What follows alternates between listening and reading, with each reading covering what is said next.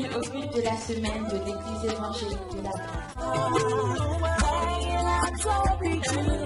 Nous prions que ce message soit une source d'édification pour vous et pour vos proches. Bonne condition de vie. En toi, nous savons qui nous sommes. Tu nous as libérés. Tu nous as affranchis. Tu l'as fait en toute légalité. Tu as payé le prix. Le sang a été versé. Seigneur, merci. Merci Jésus. Le prix a été payé. Nous sommes introduits dans ta maison. Nous ne sommes plus les gens de dehors. Désormais, nous avons une famille. Ton nom est invoqué sur nos vies. Et la Bible dit, heureux le peuple dont l'Éternel est Dieu. Et ce matin, nous pouvons nous estimer heureux. Merci Jésus. Peu importe ce qui se passe autour de nous, 1000 tombent à notre gauche, 10 000 à notre droite, nous ne serons jamais atteints. De nos yeux seulement nous verrons. Et nous verrons la promesse se réaliser. Merci que ton sang utilise. Nous sommes rien. Toi, Seigneur. Oh, nous sommes ce que nous sommes. Merci pour ta grâce. Bénis ce rassemblement. Continue de nous faire du bien. Nous prions pour ta parole qui va sortir. Nous prions pour un esprit de discernement. Nous prions pour l'atmosphère. Que tout soit pour ta gloire. Seigneur, viens et règne en maître absolu. Viens et contrôle nos cœurs. Viens et contrôle l'atmosphère. Viens et ouvre l'esprit de notre intelligence. Nous avons besoin de toi ce matin. Nous avons besoin de recevoir de toi. Besoin d'être touchés par toi. Merci Jésus. Nous sommes les enfants de Dieu, les bien-aimés de Dieu. Béni sois-tu et bénis ta parole. En ton beau et précieux nom, Jésus, nous avons prié. Amen. Amen. Vous pouvez vous asseoir. Juste quelques versets que nous allons considérer. Nous lisons dans Jean chapitre 14. On va lire les 6 premiers versets. Jean chapitre 14. Et avec cette pensée, nous allons souhaiter bonne fête à tous les pères ce matin. Le monde a décidé d'honorer les pères. Et l'église n'est pas du reste. Tout ce qui est pour honneur, on est dedans. Parce que notre Dieu honore également. D'accord, donc bonne fête à chacun. Et donc dans Jean chapitre 14, à partir du premier verset, il est écrit que votre cœur ne se trouble point. Croyez en Dieu et croyez en moi. Donc c'est Jésus-Christ qui parle à ses disciples. Il y a plusieurs demeures dans la maison de mon Père. Et si cela n'était pas, je vous l'aurais dit. Je vais vous préparer une place. Et lorsque je m'en serai allé et que je vous aurai préparé une place, je reviendrai et je vous prendrai avec moi, afin que là où je suis, vous y soyez aussi. Vous savez où je vais et vous en connaissez le chemin. Thomas lui dit, Seigneur, nous ne savons où tu vas. Comment pouvons-nous en savoir le chemin? Et Jésus lui dit, je suis le chemin, la vérité et la vie. Nul ne vient au Père que par moi. J'ai beaucoup aimé la réponse de Jésus dans le verset 6. Quand Thomas disait, nous ne savons où tu vas, mais et comment pouvons-nous en savoir le chemin? Donc ça fait 2 questions que Thomas pose. Nous ne savons pas où tu vas. Nous ne savons pas le chemin. Et le verset 6, Jésus va répondre à Thomas. Dieu se plaît à répondre à nos questions. Dans la foi, il n'y a aucune question qui sera traitée de bête. À l'école, lorsque souvent les maîtres sont embarrassés par vos questions que vous leur posez, on traite vos questions de questions bêtes. Parce que c'est des questions qui embarrassent. Mais avec Dieu et dans la foi chrétienne, aucune question n'est bête. Même les questions liées à vos inquiétudes, même les questions liées à vos doutes, ce sont des questions légitimes. Et Dieu se plaît à y répondre. Et donc, à ces deux questions, Jésus va répondre dans le verset 6. Et il dit, je suis le chemin, la vérité et la vie.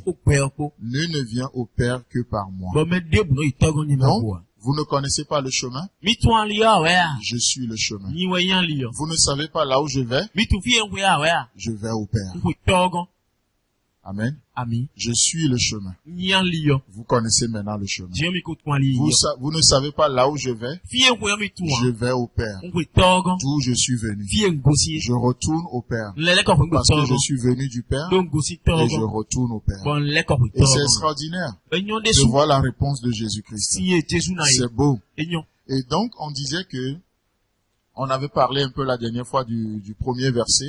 Que votre cœur ne se trouble pas. Que votre cœur ne se trouble pas.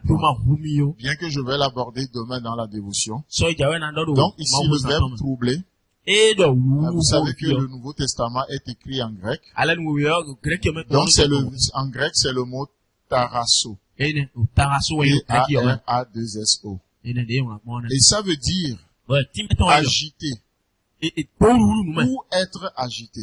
Donc, agité, c'est moi qui suis agité. Ou j'ai été agité par quelque chose. Peu importe la raison. Que ça soit personnel, que ça soit de l'intérieur, ou que ça soit la raison vienne de l'extérieur, interne ou externe, que votre cœur ne se trouble pas.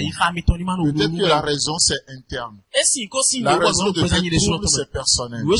Ça vient de toi-même, de ta vie de péché, de quelque chose que tu as fait toi-même, de quelque chose qui ne regarde que toi. Tu en es responsable. Pour que ces troubles soient de l'extérieur, liés à une situation extérieure, liés à une nouvelle que tu as entendue, que votre cœur ne se trouble point. Que votre cœur ne se trouble point. Donc troubler, ça veut aussi dire troubler une chose. En la remuant d'un mouvement de va-et-vient. C'est comme vous mettez de l'eau dans une bassine et lorsque vous laissez l'eau au repos, l'eau calme, parfois vous pouvez même vous mirer dedans. Vous pouvez vous regarder dedans. Et donc, le trouble ou l'agitation, c'est lorsque vous vous regardez dans cette eau paisible, qui vous reflète, qui donne qui vous êtes, qui reflète votre identité, votre personne. Et puis quelqu'un vient, il jette un caillou dans l'eau. Ou bien il secoue la bassine. Et du coup, l'eau est troublée. L'eau bouge. Et parfois les déchets qui sont en bas remontent à la surface et vous ne pouvez plus vous mirer, vous ne pouvez plus vous voir et vous savez même plus qui vous êtes. Et ça c'est ce que ce verbe nous montre ici. Agiter quelque chose, pas un mouvement de va-et-vient. On peut être agité par un enseignement, on peut être agité troublé par une nouvelle qu'on a entendue. Ça peut aussi provenir d'une situation. Peu importe. Et Jésus-Christ dit aux disciples, ne permettez à rien de venir vous donner une fausse image de qui vous êtes. Ne soyez pas troublés, que votre cœur ne se trouble point. Que votre cœur ne se trouble point. Et on peut parler de plein de choses encore par rapport à ces troubles-là. Que votre cœur ne se trouble pas. Mais rapidement, Jésus va donner l'antidote. On a vu la dernière fois pourquoi le cœur des disciples devait être troublé. Et si Jésus dit que votre cœur ne se trouble point, c'est parce que quelque part, il nous a stabilisés. Mais les événements qui arrivent amènent des inquiétudes. On a vu dans le chapitre précédent le parfum que Marie a versé sur Jésus. C'est nard pur. Ce parfum dont on se servait pour embaumer les morts. Et comment à partir de ce moment Jésus dégageait l'odeur de mort. Comment son message est devenu un peu mélancolique. Et non seulement mélancolique, mais ces messages qui revêtent même une apparence d'accusation. L'un d'entre vous va me livrer. Et Pierre, toi, tu vas me renier. Ça ressemble à une accusation. La preuve, c'est que Pierre s'est défendu. Pierre dit, non, je ne vais pas te renier. Tout le monde peut te renier. Tout le monde peut t'abandonner, mais sauf moi. La preuve, c'est que Pierre l'a reçu comme une accusation. Mais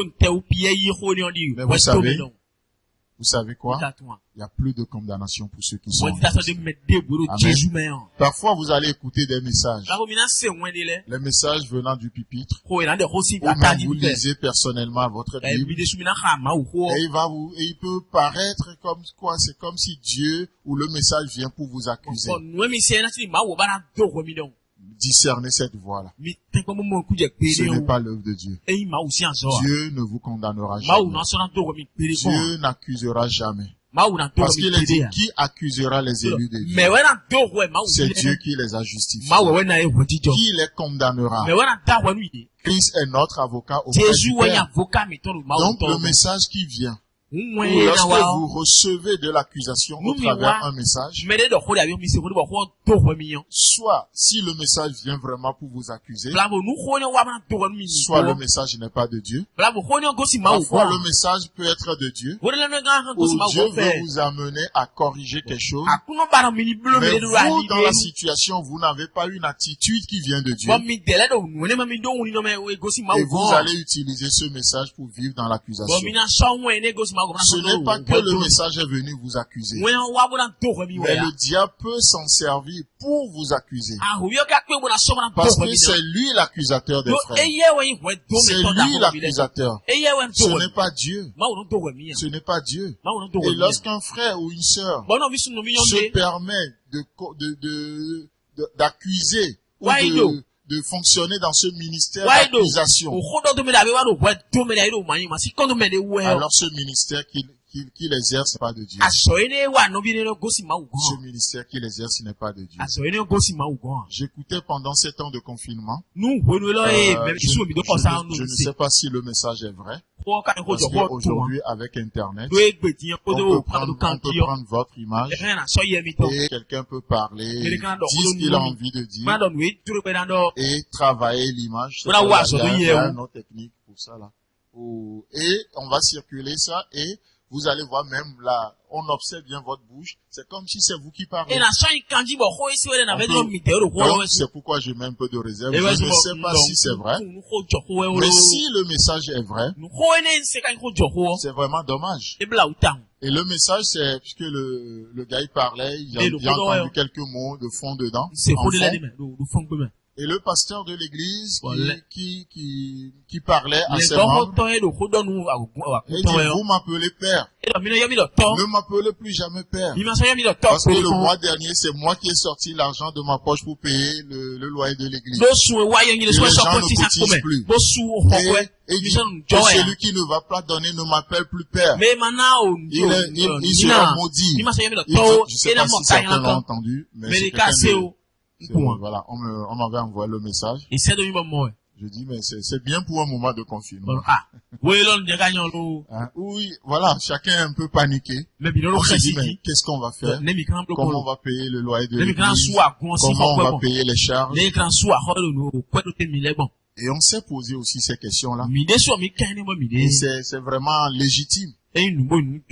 Mais en toute chose, nous faisons connaître d'abord nos besoins à Dieu. D'abord à Dieu. Et ensuite, nous les présentons aux hommes. Si nous avons l'occasion de le présenter aux hommes. Parce que nous réalisons que au-delà de tout, avant tout, C'est Dieu qui pourvoit à nos besoins. Les hommes ne sont que des méthodes que Dieu utilise. C'est Dieu qui pourvoit à vos besoins. C'est pourquoi lorsque la ville de Samarie était assiégée, et il y avait une famine terrible. C'est une stratégie que les Assyriens utilisaient à l'époque. Pour plusieurs raisons. Et la raison principale, c'est pour faire économie de leurs balles ou de munitions. Donc c'est une armée tellement puissante. Au lieu de vous attaquer, de vous tuer, ils viennent assiéger la ville, c'est-à-dire ils encerclent la ville, et ils font leur tente avec leur armée, et pendant des mois, voire même parfois même des années, ils déplacent leur camp et ils viennent vivre autour de votre ville. Et vous ne pouvez pas sortir de votre ville, et personne ne peut non plus rentrer. Et il y a une autodestruction qui s'installe dans la ville. Et la ville est détruite comme ça. Et il se plaît à voir les gens mourir. Et ils avaient assiégé Samarie. Et à un moment donné, ils ont épuisé, la Samarie a épuisé ses réserves. Et la famine battait son plein. Jusqu'à ce que les gens sont allés à préparer leurs enfants, à manger leurs enfants. Ce n'est pas une image. C'est une histoire vraie. Parce que le nom du roi est connu. Le lieu est connu. Dans les paraboles, souvent, les noms ne sont pas donnés. Vous n'avez pas le lieu qui est donné. Et ça, c'est une parabole. Mais lorsque nous donnons des noms, lorsqu'on donne des lieux géographiques, ça devient un fait historique qu'on peut vérifier même. Et le nom du roi d'Assyrie est donné. Le nom du roi de Jérusalem ou de Samarie est donné aussi. Et d'autres personnages sont donnés encore. Et donc c'est une histoire vraie. Alors que le roi de la Samarie, à un moment donné, monte sur la muraille pour voir quand même ce qui se passe dans sa vie. Et il faisait le tour. À un moment donné, il y a une femme qui criait au roi. Il dit, oh roi, fais-moi justice, parce que j'ai tué mon fils. On a mangé. Et cette femme devait tuer le sien. Mais elle ne l'a pas fait. Et qu'est-ce que le roi va lui dire? Après avoir déchiré son habit, le roi dit, si l'Éternel ne te sauve pas, avec quoi te sauverai-je? Et le roi a compris. Le roi a compris ses limites. Le roi a compris combien il est limité dans le temps. Et vous savez, cette situation de Covid-19 a montré aussi la limite de l'homme, a montré les limites de notre humanité. Ce que nous qualifions de puissants de ce monde.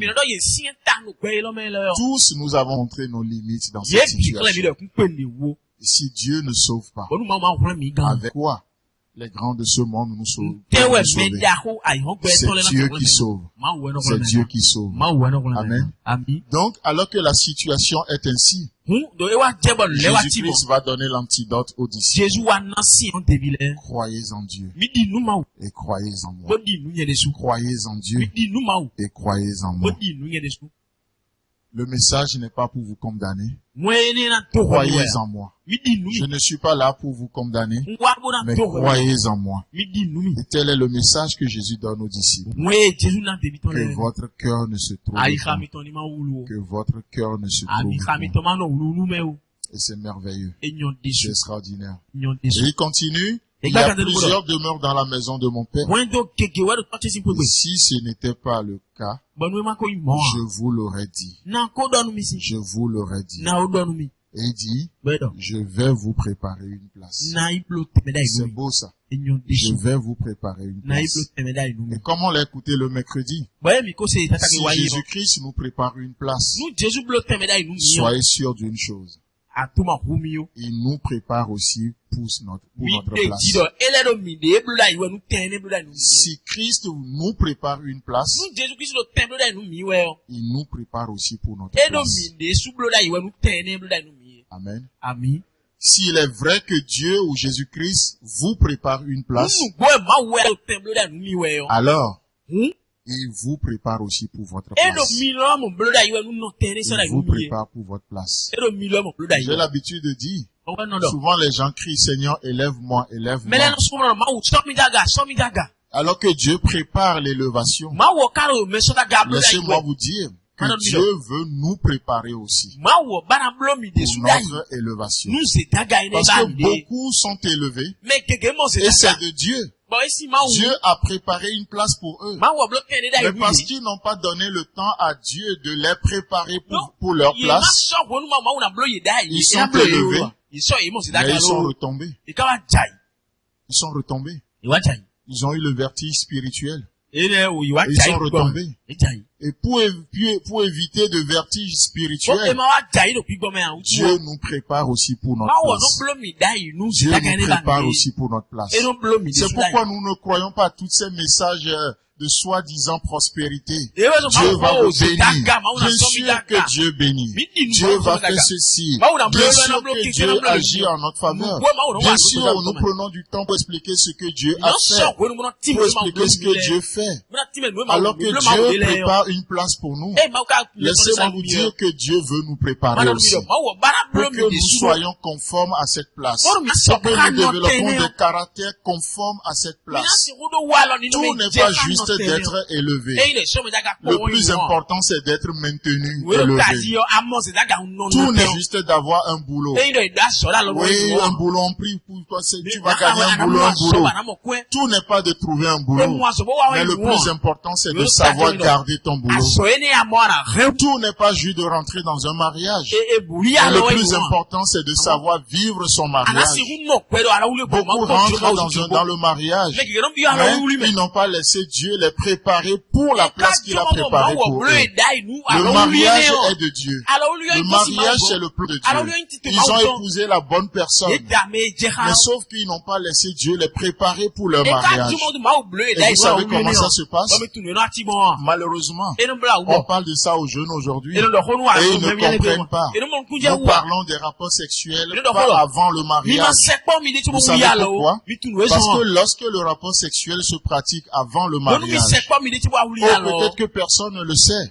Personne n'est au courant. Mais lorsque vous allez rentrer dans votre vie de couple, vous rentrez dans votre vie de couple avec une carence de confiance. L'autre partenaire ne te fera jamais confiance. Parce qu'il se dit, si ensemble on a pu mentir aux autres, sûrement tu vas te mettre avec ta chair pour me mentir un jour. Et toi tu vas soupçonner l'autre. Et l'autre aussi va te soupçonner.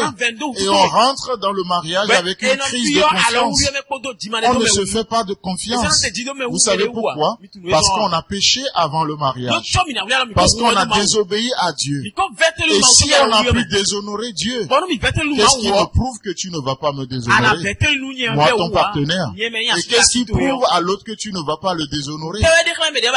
Et c'est pourquoi Dieu, pour préserver la confiance dans le mariage, dans le couple, Dieu donne des instructions, pas le sexe avant le mariage. Qu'est-ce que Dieu a à faire avec ça? Que quelqu'un pratique le sexe avant le mariage, ça ne diminue en rien en Dieu.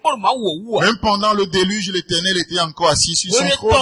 Vous pensez que c'est pendant le Covid, c'est Covid qui va le détrôner? Il est assis sur son trône. Et tu penses que c'est ton péché qui va le détrôner? Il est assis sur son trône. Tout ce qu'il nous dit, il nous le dit pour nous-mêmes. Pour nous protéger, pour protéger la confiance, pour protéger le couple, pour protéger la famille. Dieu est le Dieu de protection. Nous voulons la protection de Dieu, mais nous refusons ses instructions. Comment serons-nous protégés alors? Parce que c'est l'enseignement de Dieu qui protège nos pensées. C'est l'enseignement, les instructions de Dieu qui nous protègent, qui protègent l'éducation que nous donnons à nos enfants, qui protègent la vie du corps. Ce qui fait que lorsque l'enseignement est élevé dans une église, on n'a pas besoin d'avoir des gendarmes dans l'église. On n'a pas besoin de lever des espions dans l'église. Toi, il faut surveiller le frère. Toi, tu vas le surveiller. Tu vas contrôler tous ses mouvements. Ce qu'il fait, avec qui il est. Et on contrôle tout. On espionne les gens. On n'a pas besoin de ça. Chacun vit libre. Parce que l'enseignement nous responsabilise. L'enseignement nous fait de nous des hommes responsables. Et c'est ça le but de l'enseignement. C'est pourquoi Jésus dit, recevez mes instructions et vous aurez le repos de vos âmes. Vous ne serez pas agités. Vous ne serez pas troublés. Recevez mes instructions. L'antidote, c'est l'enseignement. Recevez mes instructions et vous aurez le repos de vos âmes. Combien de couples sont troublés aujourd'hui? Combien de vies sont troublées aujourd'hui? Parce que on a remplacé l'enseignement par autre chose. On s'est donné des ministères dans l'église que Dieu n'a pas donné à l'église. On soupçonne les gens. On espionne les gens. Et Dieu n'a pas donné ce ministère. Le ministère que Dieu a donné, il a donné les uns comme apôtres. Il a donné d'autres comme prophètes. Il a donné d'autres comme évangélistes. Encore d'autres comme pasteurs. Et d'autres comme docteurs. Et si vous voyez tous les 5 ministères, c'est des gens qui travaillent à l'enseignement de la parole de Dieu. Les apôtres ont posé le fondement de la doctrine. Les prophètes, aucune prophétie ne fait l'objet d'une interprétation particulière. Elle est conforme aux Écritures. Les évangélistes, c'est des gens qui proclament les Écritures. Les pasteurs, les bergers, c'est des gens qui vont dans le livre. Les docteurs, c'est des gens qui vont encore plus en profondeur. C'est des gens qui convergent vers la parole de Dieu. Il n'y a pas de ministère sans la parole de Dieu. Aucun ministère n'est basé sur le péché de quelqu'un. Aucun ministère ne doit être basé sur la chair de quelqu'un. Les vrais et les meilleurs ministères sont basés sur la parole de Dieu, les instructions de Dieu. Et c'est comme ça que chacun rentre dans le repos. Le repos dans son ministère, le repos dans son appel, le repos dans son mariage, le repos en tant que parent, le repos dans tous les domaines. Recevez mes instructions et vous aurez le repos de vos âmes. Votre cœur ne se trouble point. C'est ce que Jésus dit. Croyez en moi. Croyez en moi. Je vais vous préparer une place. Amen. Beaucoup aiment ça, n'est-ce pas? Oh, une place nous est préparée. Laisse-moi te dire qu'il veut te préparer aussi pour cette place. Il veut te préparer pour cette place-là. C'est pourquoi Paul va parler dans les épîtres pastorales. Il dit que le responsable ne soit pas un nouveau converti. Il faut qu'il soit préparé à cette charge-là. Sinon, l'appel peut être de Dieu, mais s'il n'est pas préparé à cette charge, il risque de tomber tomber sous le jugement du diable. Le diable va utiliser son ministère pour l'affaiblir. Le diable risque d'utiliser même son appel contre lui. Alors, il faut qu'il soit préparé pour cette place. C'est pourquoi, lorsque les gens viennent dans l'église, nous, église évangélique de la grâce, tu peux être un grand chanteur. Tu peux être une vedette. Tu peux être une star quand tu viens dans l'église. La première chose, on ne te donne pas le micro pour chanter. Tu peux être un docteur. Je ne sais rien. Mais tu n'es pas venu pour faire. On aimerait te préparer pour ta place. Parce que nous croyons qu'il y a une place pour toi. Si Dieu vous a amené dans cette église, nous croyons qu'il a préparé une place pour vous. Et il prépare une place pour vous. Mais laissez Dieu vous préparer pour votre place. Mais lorsque la place est là, et les gens ne sont pas préparés pour leur place, et on leur donne cette place, nous les affaiblissons. Nous les affaiblissons. Prenons le temps de préparer les gens. Parce que Dieu est un Dieu de préparation.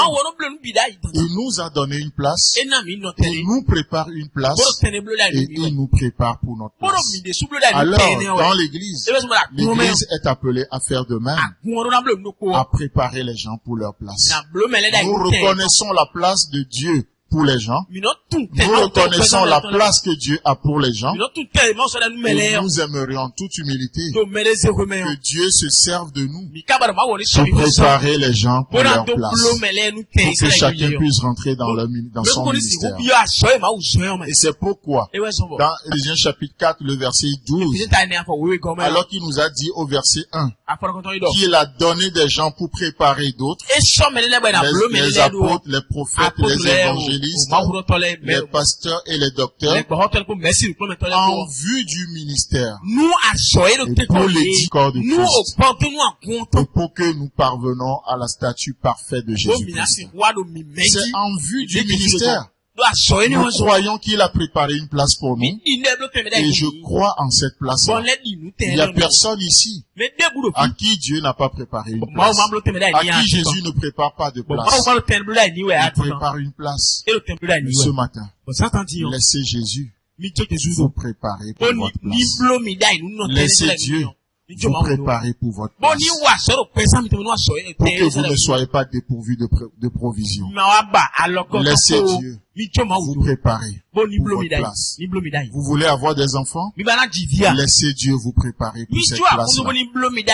Laissez Dieu vous préparer. Prenez le cours sur l'éducation des enfants. Faites des recherches sur comment on peut éduquer des enfants. Posez des questions. Ne présumez pas. Ne cherchez pas juste à faire comme vous avez vu faire. Parce que Dieu nous a délivré des vaines manières de vivre que nous avons héritées de nos parents.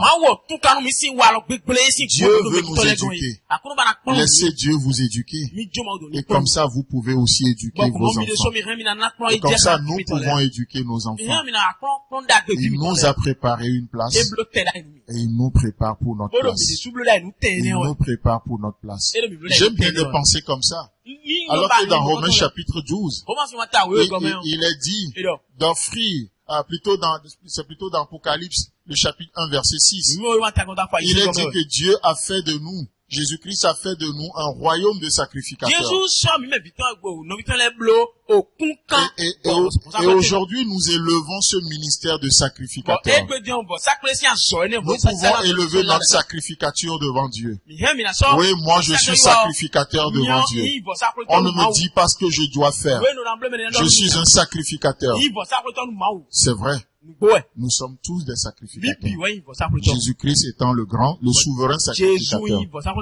Il a fait de nous un royaume de sacrificateurs. Mais tout comme dans l'Ancien Testament, le sacrificateur est appelé à faire des sacrifices. Qu'est-ce que toi, sacrificateur, tu sacrifies aujourd'hui? Tu n'es pas appelé à sacrifier les autres. Tu n'es pas marié, tu n'es pas appelé à sacrifier ta femme. Femme, tu n'es pas appelé à sacrifier ton mari. Couple, vous n'êtes pas appelé à sacrifier vos enfants. Enfants, vous n'êtes pas appelé à sacrifier vos parents. Je disais ça à ma femme devant nos enfants. Je dis un jour elles vont se marier. Elles vont partir. Donc on a intérêt à apprendre à vivre ensemble. Elles sont de passage. Nous on est là. On a intérêt à développer notre vie ensemble. Parce que quand il est parti, c'est pas en ce moment que nous on va traverser des crises. Pour apprendre de nouveau à vivre à deux. On les aide, on les équipe, on les prépare aussi. Ils sont pas venus pour rester là. C'est quand même une bénédiction de les voir partir. C'est quand ton fils est encore à la maison. Maman, qu'est-ce que tu as préparé? Et il va à la cuisine. Ce n'est plus ta cuisine là-bas. C'est la cuisine de papa. Quand même. Donc c'est une bénédiction de les voir partir. Mais beaucoup de couples ne se sont pas préparés à voir leurs enfants partir, à aller là où Dieu a préparé pour eux. Mais qu'est-ce qui se passe? Quand les enfants quittent la maison, le couple n'a plus de provision pour continuer. Le couple s'arrête là. C'est là où on a des belles mères compliquées. Parce qu'il ne veut pas laisser quand même les enfants partir. Elles suivent leurs enfants. Elles suivent leurs enfants. Laisse-les partir. Crois en leur choix aussi. Est-ce qu'ils vont faire des bêtises? Comme toi, ils vont faire des bêtises. Est-ce que Dieu sera fidèle? Comme dans ta vie, il sera fidèle aussi. On n'a pas besoin de contrôler le foyer de nos enfants. On n'a pas besoin de... Qu'est-ce que vous faites? Qu'est-ce que ta femme t'a préparé aujourd'hui? Est-ce que ta femme là, est-ce qu'elle prend soin de toi? Attends. Maman Jacob est là. Donc je ne veux pas pardon, c'est pas le bon exemple. Non, elle n'est pas une belle-mère comme ça. C'est une belle-mère qui a le cœur de Dieu.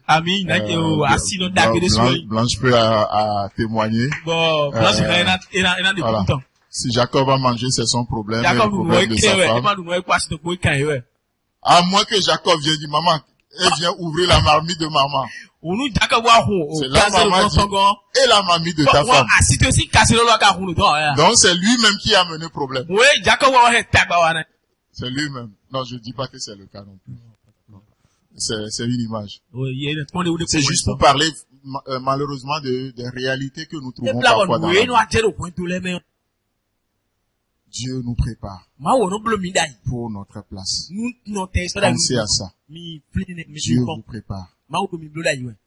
Seriez-vous prêts pour votre place? Lui, il est fidèle. Il va préparer la place. Jésus le dit. Il dit, si cela n'était pas, je vous l'aurais dit. Si cela n'était pas, je vous l'aurais dit. Je vais vous préparer une place. Mais je vais aussi vous préparer pour cette place. Et c'est cette préparation pour notre place que nous appelons la sanctification. La sanctification ici-bas. Nous sommes appelés à vivre une vie de sanctification. Et donc, si nous sommes un royaume de sacrificateurs, laissez-moi vous dire que le sacrifice que nous devons faire, c'est nous-mêmes. C'est pourquoi Paul dira dans Romains chapitre 12, offrez vos corps comme un sacrifice vivant. Je ne suis pas appelé à offrir mes enfants. Je ne suis pas appelé à offrir les autres, à sacrifier les autres. S'il y a quelqu'un à sacrifier, c'est moi-même. Ma volonté. Ma volonté. Pas ma volonté, mais ta volonté. Voilà comment je rentre dans mon sacrificature. Voilà comment je rentre dans mon ministère de sacrificateur. La chose à sacrifier, c'est ma volonté. La personne à sacrifier, c'est moi-même. Je ne suis pas sacrificateur pour vous sacrifier. Je ne suis pas sacrificateur pour les autres. Mais je suis sacrificateur. Et j'amène ma volonté sur l'autel devant Dieu. Comme Jésus l'a montré dans le jardin de Gethsémani. Il dit, pas ma volonté, mais ta volonté. Voilà un sacrificateur sacrifié. Pas ma volonté, mais ta volonté. Et c'est ça le vrai sacrifice. Et c'est ça le vrai sacrificateur. Donc, cette pensée pour renforcer la première, qui est que si Dieu nous prépare une place, alors il nous prépare aussi pour notre place. Il nous prépare aussi pour notre place. Amen. C'est pas du tout ce que j'ai prévu dire, mais bon voilà. C'est comme Dieu a voulu. Et c'est bon. Je vais m'arrêter là. Je ne vais pas rajouter. On a 10 minutes devant nous. Juste on va adorer le Seigneur ce matin. Accepter son œuvre dans nos vies. Ce Dieu qui nous prépare. Ce Dieu qui te prépare. Parce qu'il te prépare. Aucune épreuve ne sera jamais au-delà de ce que tu peux supporter. Aucune épreuve. Aucune épreuve. Ça rentre dans la préparation. Ça rentre dans la préparation. Pensez à ça ce matin. Ce Dieu qui vous prépare. Aucune épreuve n'est au-delà de votre capacité. Alors, ne soyez pas troublés. Ne soyez pas troublés. Comme l'a dit Jésus, il est avantageux pour vous que je m'en aille. Laissez-moi vous dire, il est avantageux pour nous d'être engagé sur ce chemin de sanctification.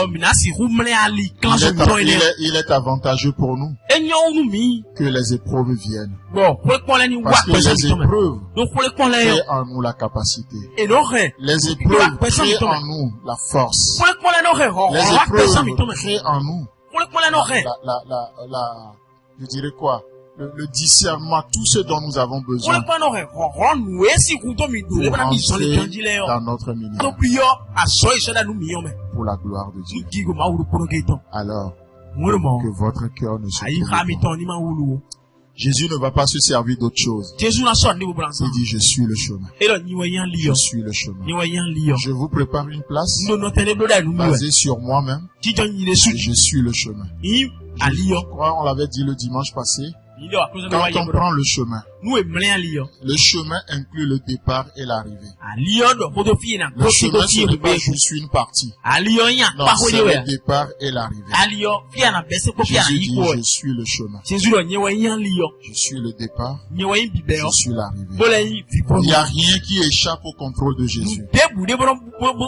En tant que chemin, tout est dedans. Tout est dedans. Tout est dedans. Il est l'alpha, il est l'oméga, il est le commencement, il est la fin. Tout est de lui, tout est par lui, tout est pour lui, tout est pour lui. Il est le chemin. Et c'est pourquoi quand Thomas dit, nous ne savons pas là où tu vas, mais comment saurions-nous le chemin? Nous ne savons pas là où tu vas. Comment saurions-nous le chemin? C'est une question légitime. C'est comme je vous dis souvent. Connaissez-vous le chemin qui mène là-bas? Où? Voilà. Parce qu'il faut qu'on détermine d'abord c'est quoi là-bas. Et après on va sur le chemin. Thomas dit, mais nous ne savons pas là où tu vas. Mais comment saurions-nous le chemin? Et Jésus dit, je vais vers le Père. Je vais vers mon Père, qui est aussi votre Père. Et le verset 6, je suis le chemin. Et ce chemin mène à la vie. C'est le véritable chemin. C'est le véritable chemin. Le chemin, la vie et la vérité. Amen. On peut se lever juste ensemble. On va adorer Dieu pour ses faits. Il a ses manières de faire les choses. Ses voix ne sont pas nos voix. Peut-être vous êtes ici ce matin et vous cherchez votre propre chemin. Vous cherchez votre propre chemin pour faire l'œuvre de Dieu. J'aimerais juste vous encourager à rejoindre le chemin de Dieu. Vous cherchez votre propre chemin pour faire les choses. Rejoignez le chemin de Dieu. Je vous en supplie. Acceptez l'œuvre de Dieu dans votre vie. Je ne dis pas que l'œuvre de Dieu c'est souvent facile. Non, parfois c'est une œuvre de brisement. Vous sortez de cette œuvre tellement brisée, déboîtée comme Jacob. Pourtant c'était l'œuvre de Dieu. C'était l'œuvre de Dieu. L'œuvre de Dieu n'est pas la plus facile. Ce que Dieu fait en vous n'est pas forcément le chemin le plus facile. Il vient parfois, il vous brise. Il vient, il vous dit non, ce n'est pas ça, change de chemin. Il vient, il vous dit non, répands-toi. Il vient, il te dit non, ce n'est pas ça. Alors que toi, tu étais prêt, tu as tout préparé, c'est bon. Et là, tu dois rebrousser chemin. Tu dis, ah non, c'est pas possible. Jusqu'à quand? Parfois même ça passe par le rejet. Et pourtant c'est l'œuvre de Dieu dans nos vies.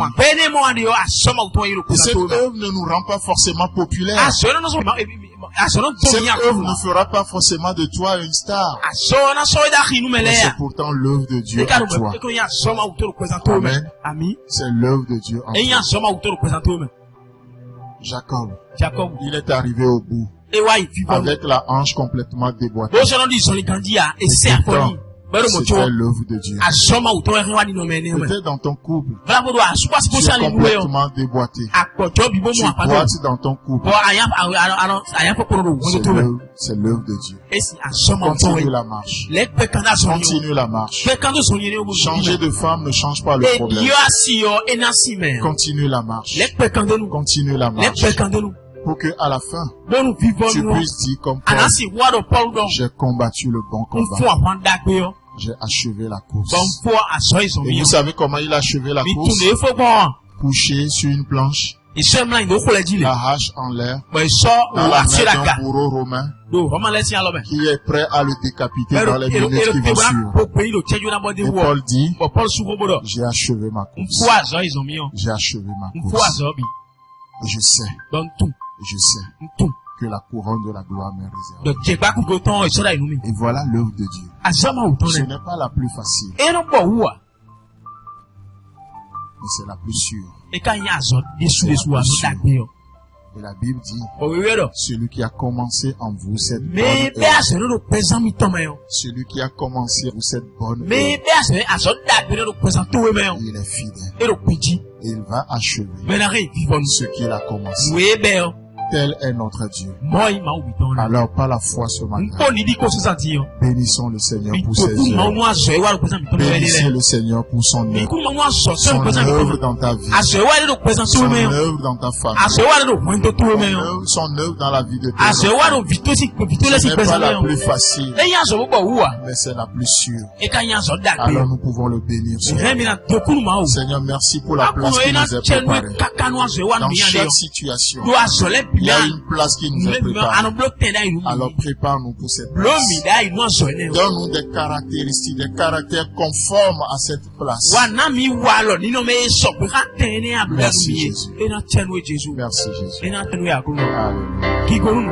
Bénissez-le ce matin. Ne maudissez pas son œuvre. Ne maudissez pas son œuvre. Bénissez-le pour son œuvre. Alléluia. Merci Jésus. Merci Jésus. Il n'y a personne qui est de trop ici. Personne ne sera de trop dans ta maison. Tous nous avons notre place. C'est une place qui est préparée. Dans ta maison, nous trouverons toujours notre place. Nous trouverons toujours notre place. Oh, alors que tu agis dans nos vies, alors que tu continues ton œuvre dans nos vies, merci de bénir ton œuvre. Nous prions pour l'attitude d'humilité qu'il faut pour accepter ton œuvre. Comme on le disait, ce n'est pas l'œuvre la plus facile, mais c'est l'œuvre la plus sûre. Oh, tu nous rassures.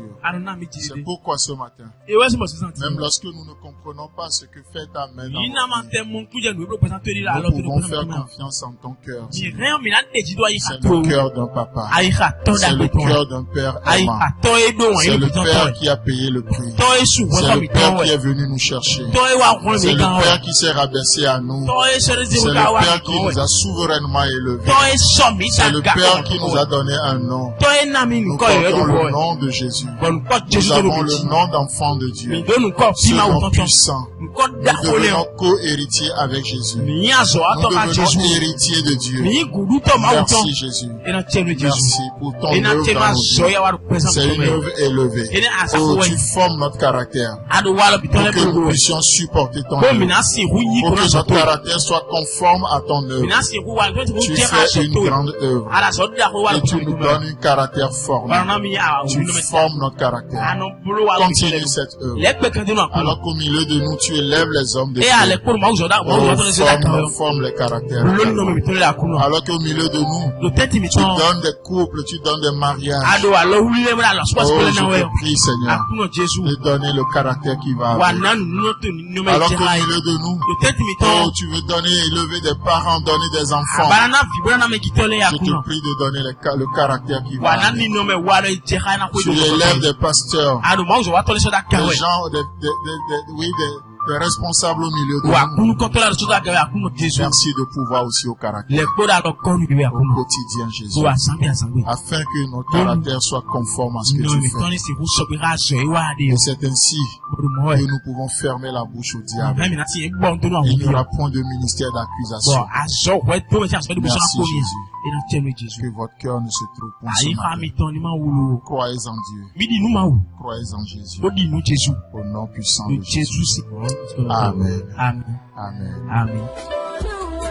Si vous avez aimé ce message, parlez-en à vos amis. Parlez-leur du message de la grâce et de ce qu'il fait dans nos vies. Pour un sujet de prière, une question ou plus d'informations, contactez le téléphone 64 88 35 87 ou 76 42 69 05 ou par WhatsApp 94 75 80 20 ou écrivez-nous à l'adresse email eg.cotonou@gmail.com. Que Dieu vous bénisse et à la semaine prochaine. En attendant, pensez avec Dieu.